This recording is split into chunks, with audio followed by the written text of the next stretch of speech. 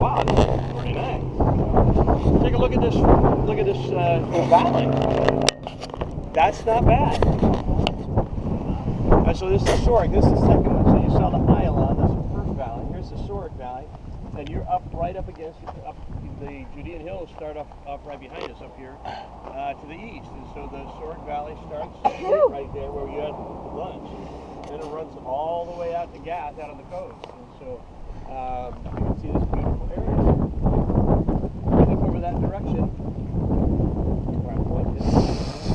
You see the taller building. Okay. There's Eshtaol, and to the right, backwards, that's Zorah. To the right of that is going to be Eshtaol in the valley there where the highway runs through.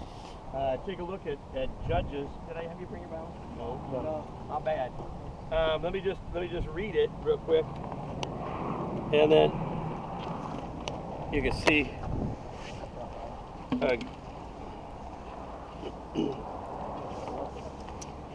the end of chapter 13 reads like this. Then the woman gave birth to a boy and named him Samson. He grew and the Lord blessed him, and the Spirit of the Lord began to stir him while he was at Mahanadan between Zorah and Eshtaol.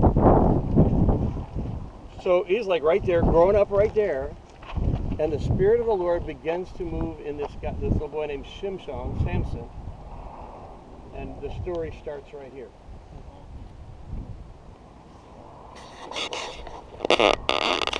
We have 5 stories after his birth. 5 stories from the life of Samson. Yeah, now that I realize it's not all that hot out here. We could have done it on our Bible stand here, but we can do them. We'll do it in the bus, and we'll reference it here. But where you're at, Bet Shemesh, is not in the story of Samson. It's not mentioned. It's mentioned later. Bet Shemesh, house in the sun. Again, sun god, right? All right. There's 7 acres. It was excavated in 1911 and 1920, and then 1978 and 1990, and you got the excavations going on right now. So it happens every now and then. A guy named Mackenzie did it the first time. He chased the Bronze Age wall all the way around it. It's not a huge site, 7 acres. It's important because it's on this transverse highway, right? This road that's coming down, Highway 38. That's it right there, cutting across. But the stratigraphy of this, and this is just fascinating to me. There are 11 layers. Remember, the top is 1, 2, 3, 4, 5, 6, 7, 8, 9, 11. Okay, so 11 layers here. That's about the full extent of it. And the layers that are the most interesting here are 3, 4, and 5. Remember, historically, you go the other direction, right? So 5 comes first, then 3, then 4, then 3, right? Because you count up from the bottom up. All right. So here's the story. Layer 5 is absolutely Philistine here. The pottery, the houses, everything is Philistine. And before that, it's Canaanite.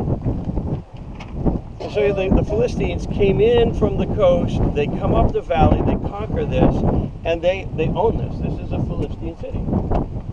And so this is all farmland for the Philistines. Now think about this. If you are the tribe of Dan, and you have a little bit of the hill right there all the way out to the coast, this is your tribal land, and the Philistines are right here. So the tribe of Dan just lives in the hills, because they feel like they cannot come down here and conquer the Philistines.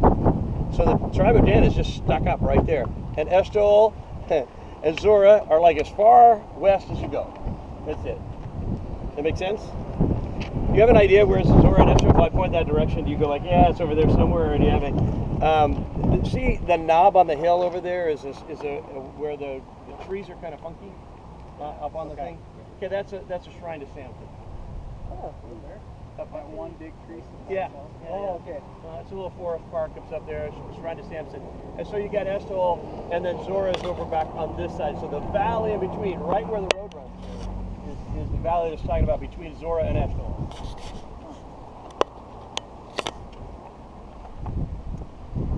So if you go down, level 5, sorry. Is there a name for the valley between Zorah and Eshtaol? It is the valley between Zorah and Eshtaol. No, I That's how it refers to it. Yeah, that's it. So if you go, sorry. Too cynical. Okay, so you got to start at 5. Now you're going to go this way. 5, 4, 3. You got it? Right? Okay. So let's go to 5. 5 is Philistine. All right. All Ashdod ware, all Philistine homes. Typical 18% of the bones that are here are pigs.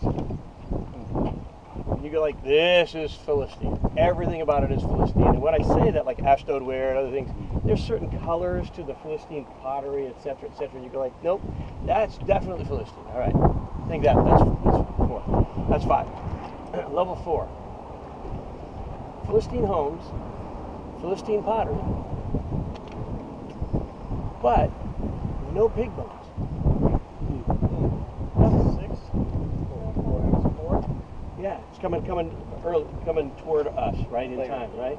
So 5 is Philistine, absolutely Philistine.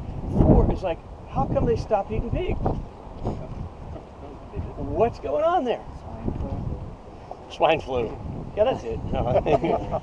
We'll stop eating pigs, and you go like, huh? Now think through the story of Samson. Samson story starts with this. What's the first story? The 5 stories. Ready? First story of Samson that we have. Mom and Dad, I want a girl from Timnah.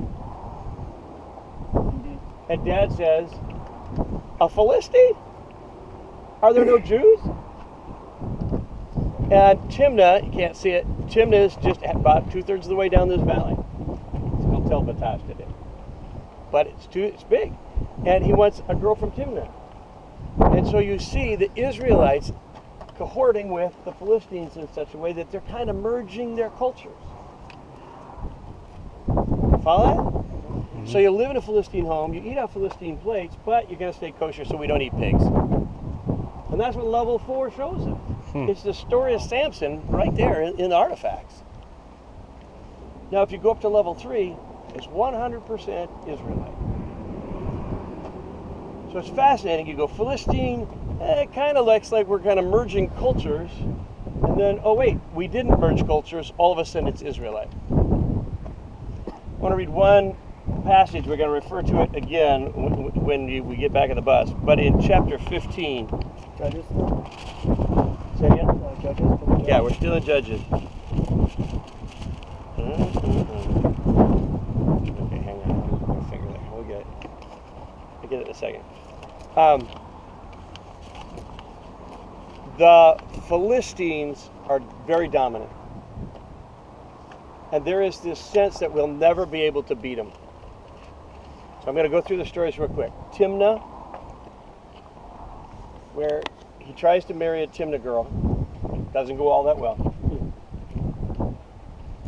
He goes back to take her as his bride. This is story 2. But her dad gave her away to his best man. And Samson says, well, now I got a real reason to be ticked off. And so he leaves Timnah, catches foxes, ties their tails together, sets it on fire, and sets them off down the valley. And you can just see the smoke rising from the crops being burned out. This is the valley. This is where that happens, right here, down the Sorek Valley. That's story 2. Okay. Story 3 is that they find out that Samson is spending the night at a prostitute's house in Gaza. And they say, we got him now. This is the one that's burned our crops. You remember how that story goes? In the middle of the night, he gets up, takes the gates off of the iron gates off the city of Gaza, and he starts to carry him up into the hills. So he leads him halfway up into the hills there. And when he gets up there, now the Philistines come up there and they're going to go get him. And the people of Judah, further south, this is what they say. This is chapter 15, verse 11. 3,000 men from Judah went down to the cave at the rock of Etam, which is where he was hiding out, and says to Samson, don't you realize the Philistines are rulers over us? What have you done? Note the attitude that Israelites have toward the Philistines. There's no way we can conquer them. They are our rulers. I want to back up to what is God doing in the life of Samson. And this is at the beginning of chapter 13, right before the angel meets with Manoah. This is chapter 13, verse 5.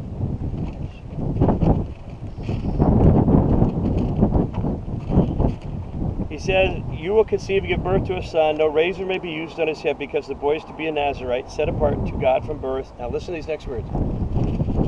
And he will begin the deliverance of Israel from the hands of the Philistines. It's not going to be a completed thing in the days of Samson. But at that point in time, the Israelites figured the Philistines could not be conquered. God had to find some way to build such animosity that they couldn't just synthesize their cultures. It couldn't be level 4. Does that make sense? So how am I going to get it in the heads of the Jews, Judea, that they can, because I can conquer them?